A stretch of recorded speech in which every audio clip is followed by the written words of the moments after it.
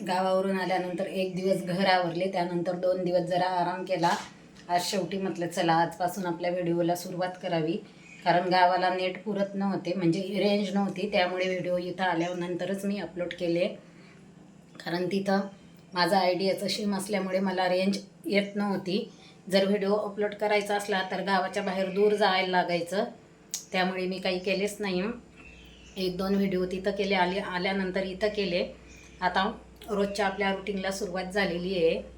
चला तर मग पहिले देवपूजा करून घेते. घराची साफसफाई झालेली आहे एकदा, सकाळची जी आपली रोजची असते ती. परत एकदा हा झाडू मारावाच लागणार आहे. सकाळी सकाळी घराची साफसफाई झाली, आंघोळ झाली, स्वयंपाकाची पण थोडी तयारी मी करून ठेवलेली आहे. विमान चाललंय त्याचा आवाज येतो आहे. स्वयंपाकाची थोडीफार चहा पाण्याची जी भांडी होती, म्हणजे पीठ मळून ठेवलं ते पण घासून ठेवले आणि घेवडा शिजवून ठेवलेला आहे कुकरमध्ये. आता पहिले देवपूजा करून घेते. आणि आमच्या म्याऊची पिल्लं पण खूप मोठी झाली, खूप मस्ती करतात. त्यांना पण तुम्हाला दाखवते. आणि आरडाओरडा पण खूप चालू असतं त्यांचा. हे बघा, आपण असं थांबलो तरी पण अंगावर चोळायची सुद्धा कमी करत नाहीत ते. चला तर मग पहिली पूजा करते आणि रोजची रुटीन आपली जी चालू झालेली आहे ते पण तुमच्यासोबत शेअर करते. आणि कसे वाटतात व्हिडिओ ताईंना तुम्हाला ते पण मला नक्की सांगत जा. तुमचे पण सगळ्यांचे व्हिडिओ खूप छान असतात. कुठेही स्किप न करता पूर्ण व्हिडिओ बघत जा, कारण तुम्हाला पण माहिती आहे ताईंनो, एक व्हिडिओ बनवायला किती वेळ लागतो, किती मेहनत करावी लागते. एक एक क्षणसुद्धा महत्त्वाचा असतो व्हिडिओ बनवण्यासाठी. आणि तसा सगळ्यांनाच माहिती आहे की आपल्याला वेळ पण पुरत नाही कामामध्ये, आणि जर कोणी आलं तर त्यामध्ये पण आपला खूप वेळ जातो. त्यामुळे सर्वांना माझी नम्राची विनंती आहे, म्हणजे आग्रहाची विनंती आहे की कुठेही स्किप न करता पूर्ण व्हिडिओ बघत जा. व्हिडिओ पूर्ण बघितल्यानंतर कमेंट करा, लाईक करा आणि शेअरसुद्धा करत जा. आणि आमच्या म्याऊची जी पिल्लं आहेत ती अशी खेळतात. आणि हे बघा, रांगोळी मोडून टाकली, दिवा पण हे केला, काल रात्री तर हळदी कुंकू पण सांडून टाकलं आहे. अजून त्यांना कळत नाही, त्यामुळे ते तशी करतात. चला पहिले आता सर्व देव उचलून घेते, देवघराची थोडी साफसफाई करून घेते. तसं तर आल्यानंतर केलेलीच होती, तरी पण एक कपडा मारते. जे वस्त्र आहे ते तेच ठेवणार आहे. स्वयंपाक झाला, घरातली सर्व कामं झाली. त्याच्यानंतर काल मी ब्लाऊज शिवलेला आहे, तुम्हाला काही दाखवलेला नाही. तो थोडासा राहिलेला आहे, म्हणजे लटकन बनवते आहे. ते लटकन पण लावून घेते आणि पूर्ण ब्लाऊज झाल्यानंतर तुम्हाला दाखवते.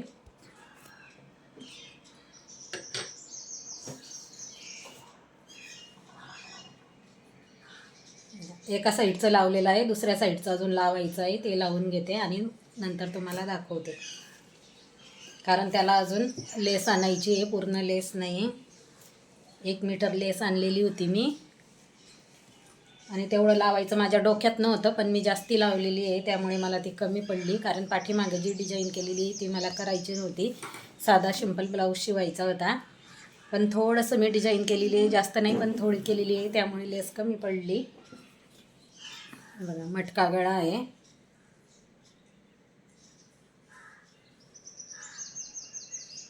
चला आता घेते दुसरं जे लटकन आहे लावायचं ते लावून घेते. बघा, एवढीच लेस आहे, ती पुरून जाईन लटकनला, त्यामुळे लटकन लावते. नॉट लावून घेतले आणि लेस कमी पडलेली आहे, त्यामुळे मी इथं थोडीशी शिलाई मारायची ठेवली, कारण याला लेस लावल्यानंतर ती शिलाई टाकून घेणार आहे. नॉट लावून झालेली आहे.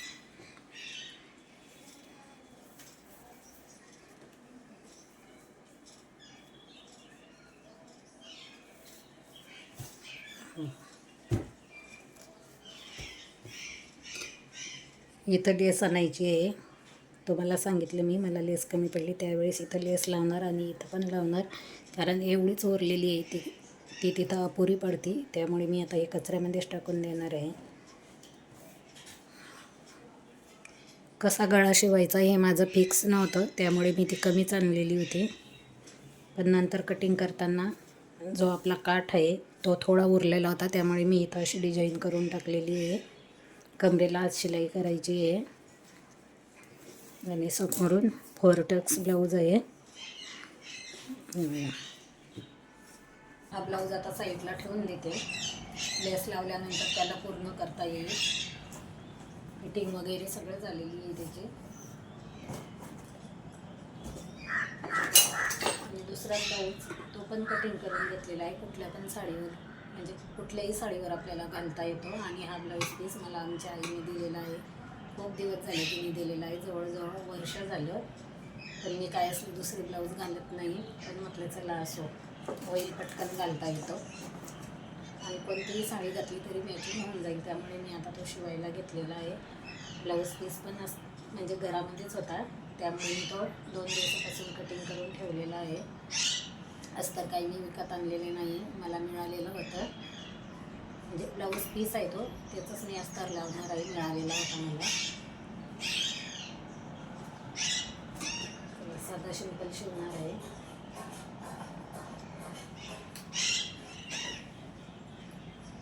माशांची पिन काढलेली, आता परत लावावी लागेल, कारण मी काढून ठेवलेली होती. शिवायचा का नाही शिवायचा माझ्या डोक्यामध्ये विचार चालू होता. आणि बराच वेळ मॅवचं एक पिल्लू जे आहे ते दिसत नव्हतं, त्याच्यामध्येच गेला, त्याला शोधत होतो. आणि ते एकच कपाटाखाली झोपलेलं आहे आणि आम्ही सगळं घर भरून शोधतो आहे. मला असं वाटलं ते पिल्लू खाली पडलं का काय.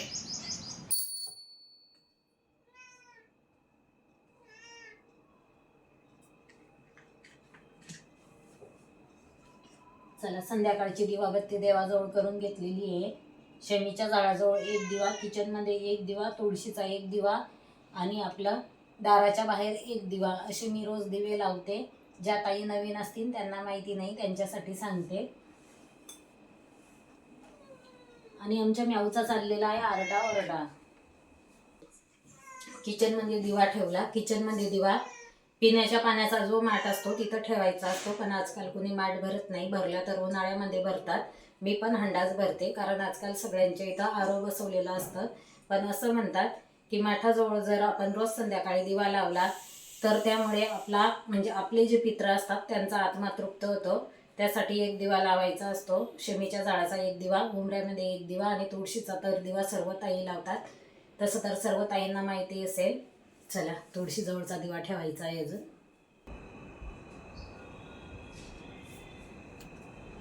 शमीच्या झाडाला जो दिवा लावलेला आहे तो फुलवातीचा आहे आणि तुळशीजवळ जो दिवा आहे तो लंब्या वातीचा आहे. भाजीला गेली होती दुपारी, ब्लाऊज शिवला, अर्धा ब्लाऊज शिवला, त्याच्यानंतर व्हिडिओ एडिट केला, तो अपलोड केला. कारण गावाला काही व्हिडिओ अपलोड होत नव्हते, खूप व्हिडिओ माझे टाकायचे राहिलेले होते. त्यानंतर भाजीला गेले, भाजीला घेऊन आले, देवाजवळ दिवाबत्ती करून घेतली. आणि दुपारचे जे जेवणाचे भांडे आहेत आज माझे ते पण भांडे राहिलेले आहे. केव्हा तरी राहतात असे, तसे तर मी ठेवत नाही आहे. काय आणलेलं आहे, वांगे आणलेले आहे, कारण गावावरून आपण जे वांगे आणलेले होते ते भरताचे होते, त्यातलं पण अजून एक वांगं शिल्लक आहे. छोटे वांगे आणलेले आहे, ढोबळी मिरची आणलेली आहे, खाली पडल्यात मिरच्या, शेपूची मेथीची भाजी, आंबट चुका, कोथिंबीर, असं मी भाजीला आणलेलं आहे. आणि आता करणार आहे कळण्याच्या भाकरी. बऱ्याच ताईंना कळण्याच्या भाकरी माहिती असेल. टोमॅटोचा ठेचा आणि कळण्याच्या भाकरी तुम्हाला पण दाखवते कशा पद्धतीने करते ते. फ्रीजवरती तुम्हाला पसारा दिसत असेल, कारण फ्रीज आवरायचं राहिलेलं आहे, त्यामुळे वरती जे सामान ठेवलेलं आहे ते तसंच आहे. आपण जर कुठं असं गावाला गेलो तर घरामध्ये बराच पसारा पाडून ठेवतात. आपण जर असं घरी नसलो तर आपल्या घरामध्ये बराच पसारा होतो. तसंच माझ्या पण घरामध्ये झालेलं आहे, पण थोडं थोडं आवरायचं माझं चाललेलं आहे. चला, मिरच्या भाजून घेते आणि टोमॅटोचा ठेचा बनवून घेते, तुम्हाला पण दाखवते कसा बनवणार आहे ते. आणि बऱ्याच वेळा मी तुम्हाला सांगितलेलं पण आहे आणि दाखवलेलं पण आहे की मी कशा पद्धतीने टोमॅटोचा ठेचा करते. ठेच्यासाठी मिरच्या स्वच्छ धुवून घेतल्या, टोमॅटो पण धुवून घेतलेले आहे. मिरच्या आता भाजून घेते. लसूण सोलून ठेवलेलं आहे.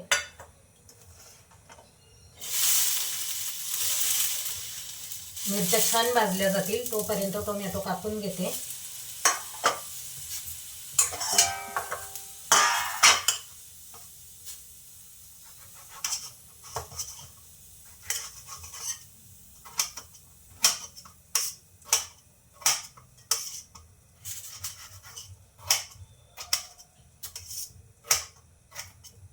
आपल्याला जर कमी तिखट लागत असेल तर आपण कमी तिखट मिरच्या पण वापरू शकतो, पण मी इथं तिखट मिरच्या घेतलेल्या आहे कारण आम्हाला झणझणीत लागतं, त्यामुळे टोमॅटोचं प्रमाण आपण कमी जास्त करू शकतो. म्हणजे याला प्रमाण नाही की टोमॅटो एवढे घ्यायचे आणि मिरच्या एवढे घ्यायच्या, आपल्या आवडीनुसार आपण घ्यायचे.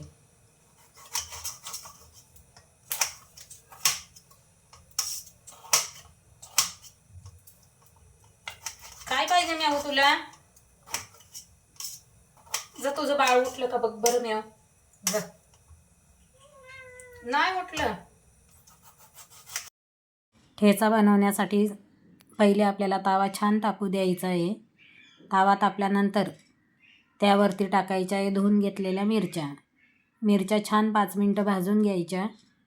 मिरच्या भाजत आल्या की त्यावरती आपल्याला टाकायचा आहे लसूण. आपल्याला जर लसूण टाकायचा असला तर टाकायचा, नाहीतर आपण ठेच्यामध्ये लसूण कुठला तरी पण चालतो. पण मी इथं लसूण मिरच्यांमध्ये छान भाजून घेते आहे. मिरच्या आणि लसूण छान भाजत आला की त्यावरती आपल्याला टाकायचे आहे तेल.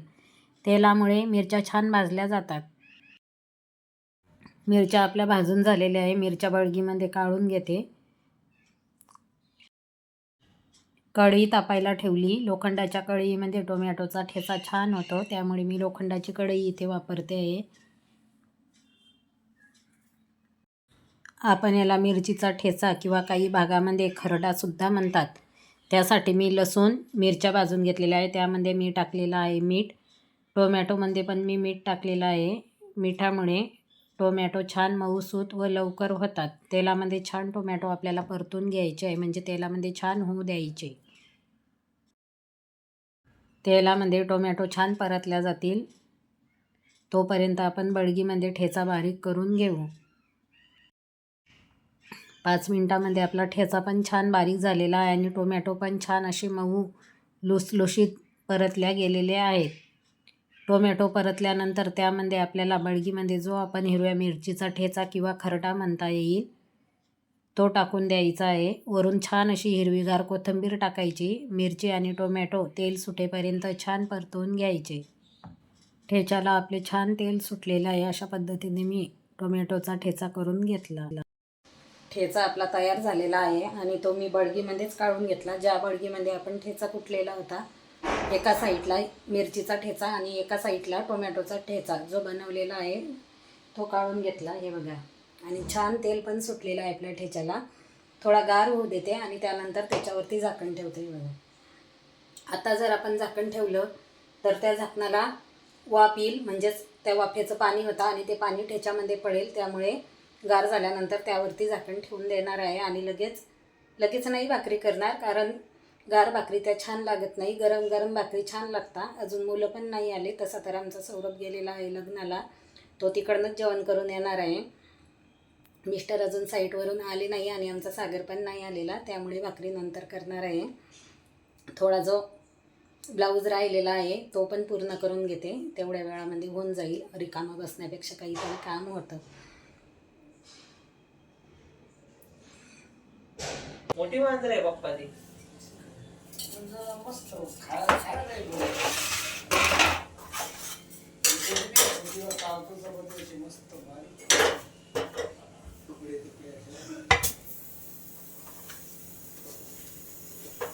मोठे नाही, बारीकच करून देतो. हे काय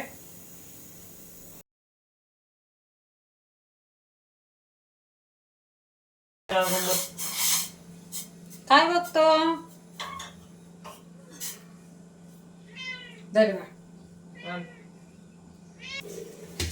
ठेचा पण आपला झालेला आहे. भाकरी पण करून घेतल्या. गरम गरम भाकरी या छान लागतात. आता हात धुते आणि पहिले जेवण करतो आणि नंतर किचन वाटा आवरून घेणार आहे. किचन वाट्यावरती खूप सारा पसारा झालेला आहे. म्याऊला दूध गरम करून दिले. चपाती आणि चपाती दुधामध्ये मळून दिलेली आहे तिला. तिची पिल्लं पण खातात आणि ती पण खाते. हात धुवायचे मला.